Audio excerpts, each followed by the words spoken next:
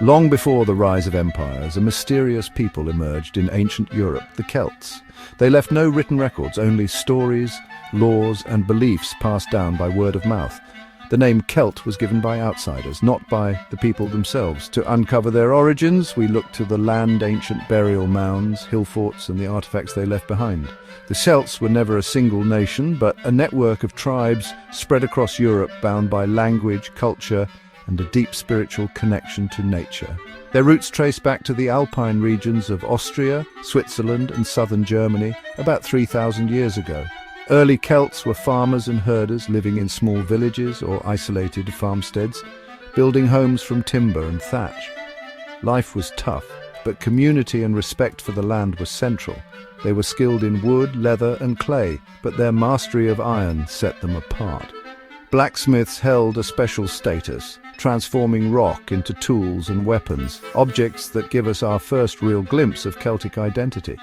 These tools and ornaments are the earliest clues to a culture that would spread from the Black Sea to Ireland. The Celts' story is pieced together from what remains in the earth, a puzzle still being solved today. Their world was alive with craft, community, and the rhythms of nature. The legacy of these early Celts would echo across Europe for centuries.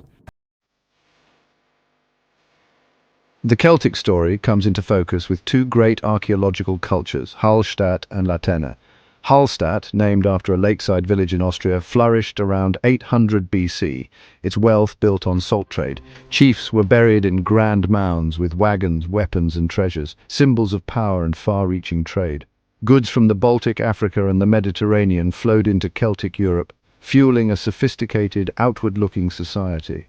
Around 450 BC, the Latena culture emerged in Switzerland, marking the high point of Celtic art. Latena art dazzled with swirling living patterns, spirals, curves, and hidden faces, adorning weapons, jewelry, and everyday objects. This era saw Celtic tribes expand across Europe, sacking Rome, moving into the Balkans and Anatolia, and settling in Gaul, Britain, and Ireland. Their migrations were not invasions, but waves of people sharing a vibrant culture. To Greeks and Romans, they were fierce barbarians. To history, they were creators of one of Europe's most dynamic cultures. The Hallstatt and Latene legacies define the Celts' golden age. Their art and movement shaped the continent. The Celts never formed an empire, but a mosaic of tribes, each with its own name, land, and leader. Loyalty was to family and tribe, and rivalries often led to raids and warfare. Yet a shared language connected tribes from Iberia to Hungary, allowing ideas and stories to travel vast distances. This common tongue created a sense of unity, even without political centralization. Social structure was similar across tribes. Chieftains at the top, followed by nobles, artisans, farmers, and slaves. Blacksmiths and craftsmen were highly respected, their skills vital to daily life and warfare. Trade routes crisscrossed Europe, bringing iron, salt, and crafted goods in exchange for Mediterranean luxuries. Trading settlements became cultural crossroads, blending Celtic and foreign influences. These connections brought new ideas and drew the attention of Rome. The Celts' world was one of constant exchange, rivalry, and adaptation. Their unity was cultural, not political. This network of tribes would soon face its greatest challenge. The shadow of Rome was growing. Most Celts lived close to the land, their lives shaped by the seasons. They farmed wheat, barley, and oats, raised cattle, pigs, sheep, and goats, and hunted wild game. Cattle were a key measure of wealth and status. Raids for livestock were common. Extended families lived together in roundhouses, forming tight-knit clans. Men worked the fields and fought. Women managed the home, made clothing, and raised children. Women could own property and at times wield power, like the legendary Boudica. Villages and hill forts were the centers of community life, trade, and defense. Hill forts perched on high ground served as tribal strongholds and gathering places. Daily life was filled with work, craft, and communal bonds. The clang of the blacksmith, the bustle of trade, and the laughter of children echoed within these settlements. Community and kinship were the heart of Celtic society. Their world was built on cooperation, tradition, and resilience.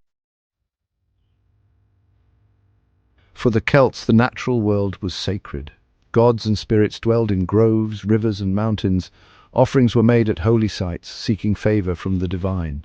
Their pantheon was vast, gods of war, craft, fertility, and the land, each tribe honoring its own deities. The Druids were the spiritual and intellectual elite, priests, judges, teachers, and keepers of tradition.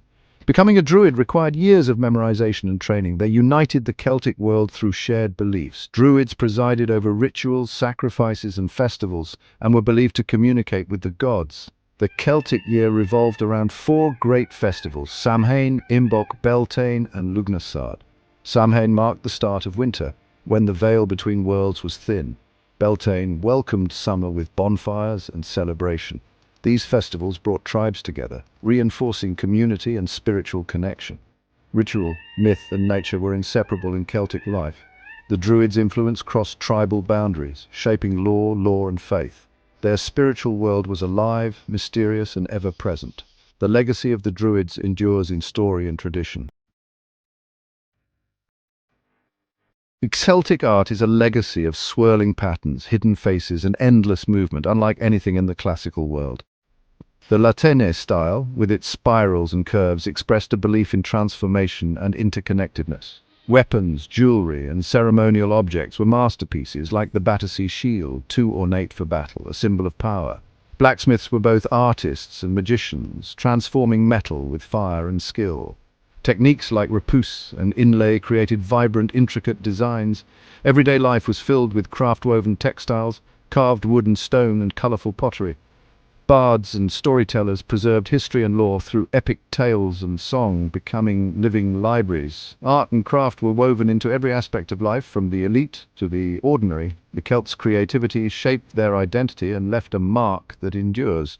Their art was a language of myth, memory, and imagination. It remains a symbol of Celtic spirit. For centuries, Celts and Romans traded and clashed, but Rome's ambition grew. Julius Caesar's conquest of Gaul in the 1st century BC shattered Celtic independence. Despite fierce resistance, the Gallic tribes fell, their unity too late to stop Rome. The Roman invasion of Britain followed, with leaders like Boudicca fighting valiantly but ultimately losing. Rome imposed its laws, language, and cities, breaking down tribal structures. The Druids, seen as a threat, were ruthlessly suppressed. Romanization transformed Celtic lands, old hill forts abandoned, new towns built. Some traditions survived in rural areas, but the independent Celtic world faded. The Celts became part of the vast Roman Empire. Their age of freedom was ending. The shadow of Rome changed Europe forever. The Roman Empire brought stability, but its decline in the 4th and 5th centuries changed everything. As Rome withdrew, Britain was left vulnerable to new invaders: Angles, Saxons, and Jutes. Native Britons were pushed to the Western Highlands, Wales, Cornwall, and Scotland, where Celtic culture survived. On the continent, Celtic languages faded, replaced by Latin and Germanic tongues. The once vast Celtic world shrank to the Celtic fringe: Brittany, Cornwall, Wales, Scotland, the Isle of Man, and Ireland. Ireland, never conquered by Rome, became a sanctuary for Celtic tradition. Here, monks recorded ancient myths and created illuminated manuscripts like the Book of Kells. Christianity blended with old beliefs, preserving Celtic art and story. The legacy of the Celts endured in these western lands. Their culture was transformed, but not forgotten. Though their power faded, the Celts' legacy lives on in language, art, and story. Celtic languages, Welsh, Irish, Scottish, Gaelic, Breton, Cornish, and Manx, still echo across Europe. Ancient sites, tombs, standing stones, and hill forts dot the landscape, reminders of a spiritual past. Place names and traditions carry Celtic roots. The swirling patterns of Latine art inspire modern design and jewelry. Their stories of Cuchulainn, the Mabinogion, and King Arthur shape Western imagination. The Celts' values of bravery, wonder, and connection to the land endure. Their spirit is alive in song, language, and legend. The Celts may have vanished as a political force, but their influence is timeless. Their story continues, etched in stone, sung in verse, and alive in the heart of Europe.